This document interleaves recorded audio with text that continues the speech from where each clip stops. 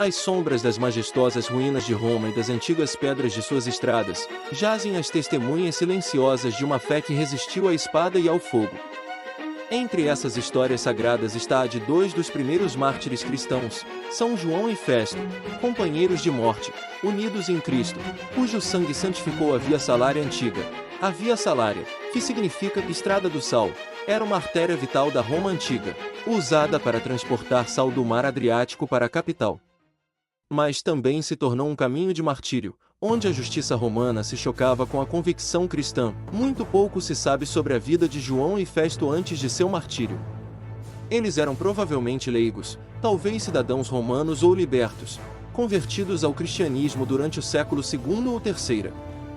Uma época em que professar o nome de Cristo era considerado traição, durante as intensas perseguições sob imperadores como Décio, 249 e 251 d.C., ou Diocleciano, 284, 305 d.C., muitos cristãos foram caçados, presos e executados. João e Festo provavelmente estavam entre os presos por se recusarem a renunciar à fé ou a oferecer incenso aos deuses romanos. Firmes em sua crença em Cristo ressuscitado, eles se recusaram a se curvar às exigências imperiais. Por sua rebeldia, foram condenados à morte, martirizados ao longo da antiga Via Salária, não muito longe dos túmulos de outros santos. Seus corpos provavelmente foram enterrados nas catacumbas cristãs perto da Via Salária. Os primeiros cristãos reverenciavam os locais onde os mártires caíam. Seus nomes eram lembrados, gravados nas paredes da fé pela tradição, liturgia e amor. Os santos João e Festo são comemorados juntos nos antigos martirológios romanos. Embora o tempo tenha ocultado grande parte de sua história terrena, a Igreja honra seu testemunho todo dia 21 de janeiro, lembrando-nos dos inúmeros mártires anônimos ou pouco conhecidos que selaram sua fé com suas vidas. Hoje, a Via Salária antiga está silenciosa. Mas, para os olhos da fé, ela permanece um solo sagrado, onde o sal e o sacrifício se encontraram, onde dois homens escolheram a eternidade em vez de concessões. Lembremo-nos dos santos João e Festo, heróis silenciosos do cristianismo primitivo.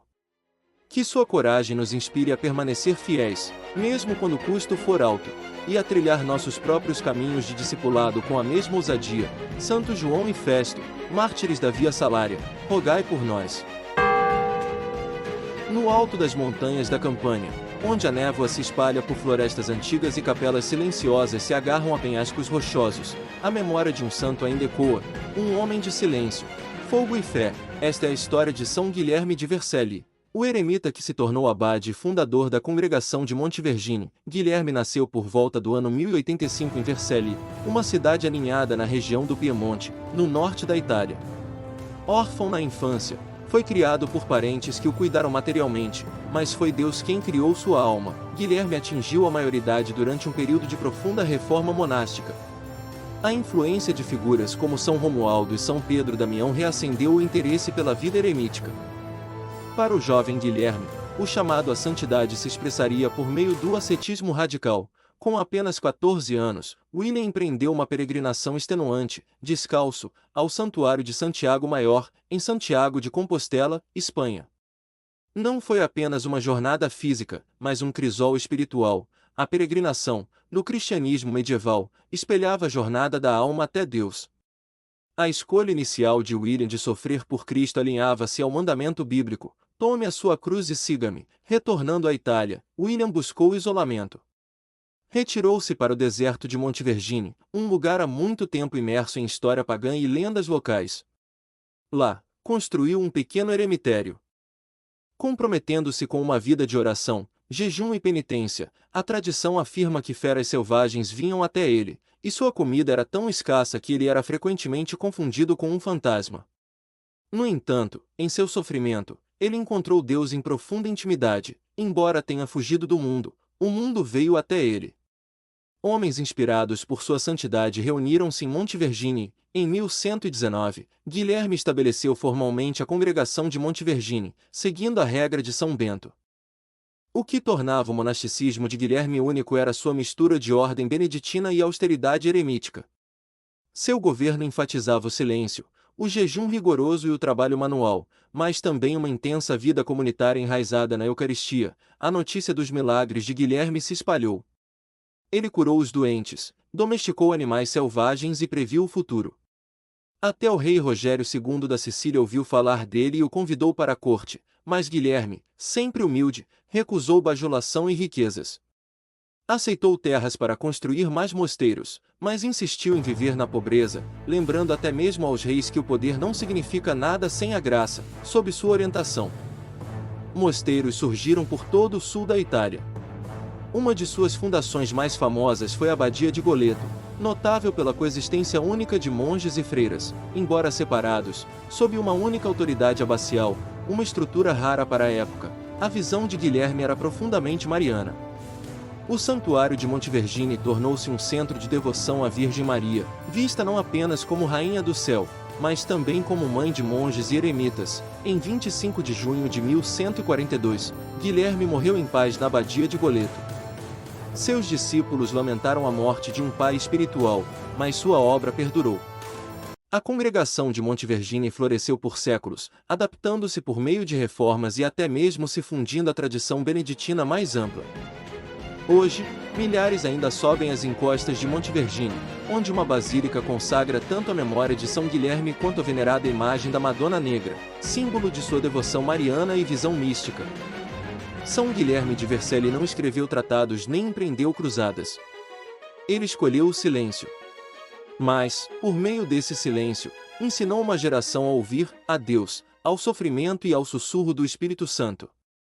São Guilherme de Vercelli, festa, 25 de junho, fundador da congregação de Montevergine, padroeiro daqueles que buscam Deus na solidão, que seu legado nos lembre que o cerne do monaquismo não é a fuga, mas o encontro com Cristo, que nos encontra com mais poder no deserto.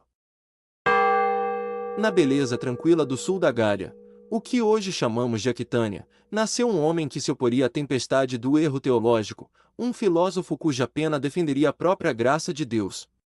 Seu nome era São Próspero da Aquitânia, nascido por volta do ano 390 d.C., nos últimos dias do Império Romano do Ocidente. Próspero chegou a um mundo que tremia sob o peso do caos. Roma estava em ruínas. Tribos bárbaras, visigodos, vândalos e hunos, ameaçavam suas fronteiras.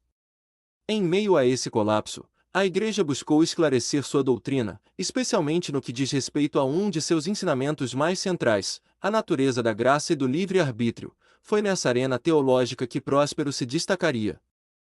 Profundamente influenciado por Santo Agostinho de Hipona, Próspero tornou-se um de seus mais ferrenhos defensores contra os erros do pelagianismo, uma heresia que minimizava a necessidade da graça divina para a salvação, afirmando que os seres humanos poderiam alcançar a justiça por meio de seus próprios esforços. Embora não fosse um clérigo, Próspero era um leigo de intelecto aguçado e profunda percepção teológica. Dedicou sua vida à erudição e tornou-se um proeminente teólogo leigo, polemista e defensor da ortodoxia. Sua contribuição mais importante?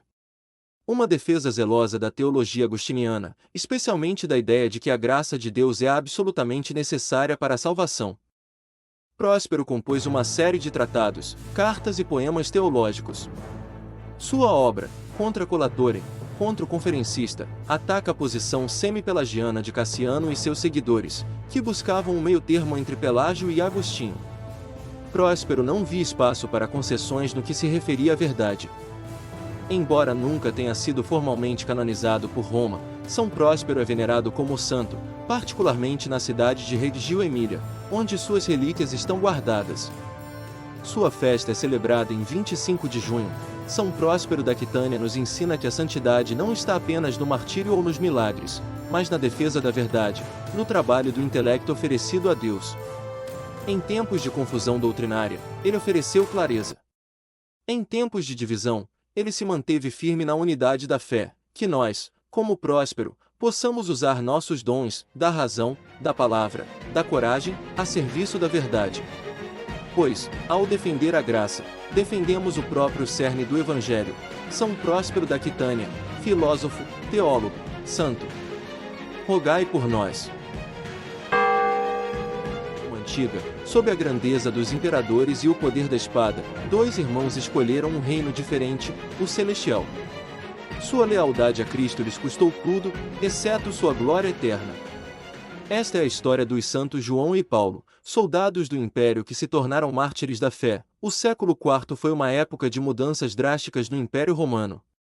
As perseguições aos cristãos sob Diocleciano haviam terminado e Constantino, o Grande, havia abraçado a cruz. Mas a paz para os cristãos não estava garantida. Após a morte de Constantino em 337 d.C., o Império voltou a ser um campo de batalha, não apenas de exércitos, mas de ideologias, em meio a esse mundo em transformação. Dois irmãos romanos, João e Paulo, emergiram não como imperadores ou senadores, mas como testemunhas silenciosas de uma fé inabalável. João e Paulo não eram apenas irmãos de sangue, eram irmãos em Cristo.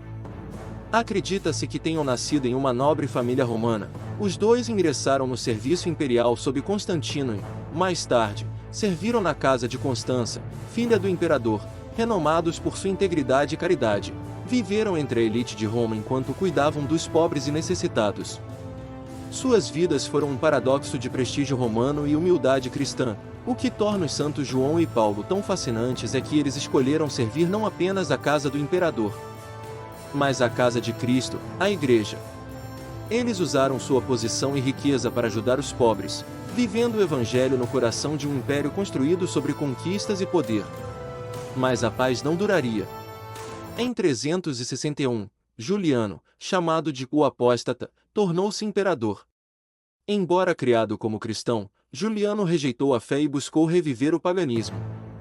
Ele ordenou o retorno aos deuses antigos, perseguindo sutilmente aqueles que se recusassem. João e Paulo receberam ofertas de altos cargos na corte de Juliano, cargos que exigiam que renunciassem a Cristo.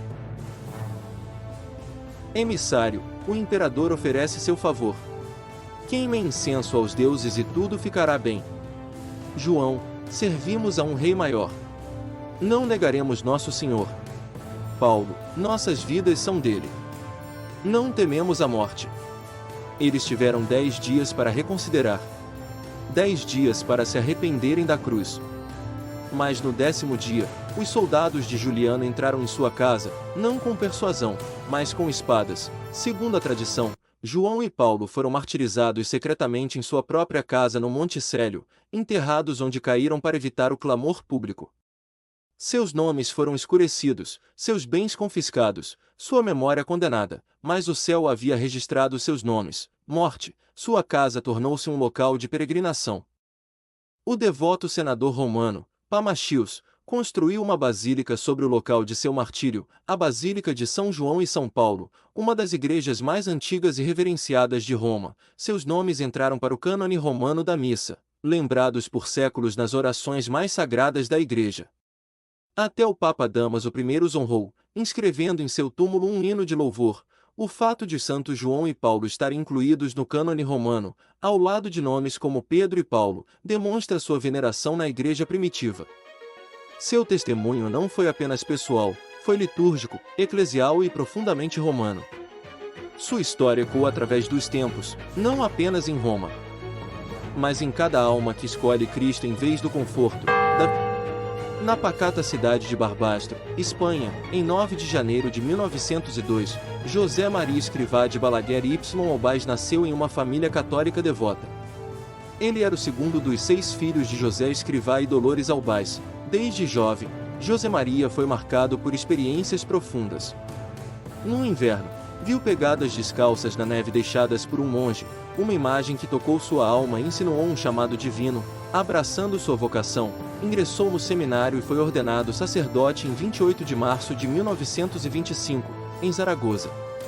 Seu ministério inicial foi caracterizado por profunda oração e compromisso com o serviço ao próximo. Em 1927, o padre Escrivá mudou-se para Madrid para cursar o doutorado em Direito. Em meio à vibração da cidade, ele prestou serviço aos pobres e doentes, testemunhando em primeira mão os desafios da vida moderna. Em 2 de outubro de 1928, durante um retiro, ele teve uma visão profunda, um caminho para a santidade através da vida cotidiana.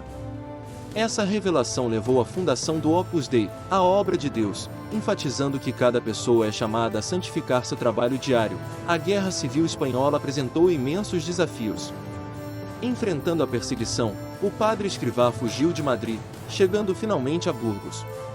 Apesar da turbulência, ele permaneceu firme em sua missão. Após a guerra, o Opus Dei expandiu-se rapidamente. Em 1946, Escrivá mudou-se para Roma, obtendo a aprovação papal para o Opus Dei em 1950. Ele enfatizou que a santidade é alcançável na vida cotidiana, uma mensagem que repercutiu globalmente. Comprometido com a educação, ele fundou a Universidade de Navarra, na Espanha, e a Universidade de Piura, no Peru, promovendo a excelência acadêmica entrelaçada com o crescimento espiritual. Em 26 de junho de 1975, o padre Escrivá faleceu em Roma. Naquela época, o Opus Dei já estava presente em vários países, impactando inúmeras vidas. Reconhecendo sua profunda influência, o Papa João Paulo II canonizou em 6 de outubro de 2002, declarando o santo da vida cotidiana. O legado de São José Maria Escrivá perdura, lembrando-nos que a santidade não se encontra em atos extraordinários, mas no cumprimento fiel das tarefas cotidianas. É no meio das coisas mais materiais da terra que devemos nos santificar, servindo a Deus e a toda a humanidade. São José Maria Escrivá. Obrigado por assistir às Lendas dos Santos. Se esses santos extraordinários te inspiraram, ajude-nos a compartilhar a luz deles. Curta, comente, compartilhe e inscreva-se para apoiar mais conteúdo que fortaleça a fé. Seu apoio mantém essas histórias sagradas vivas. Deus abençoe a todos.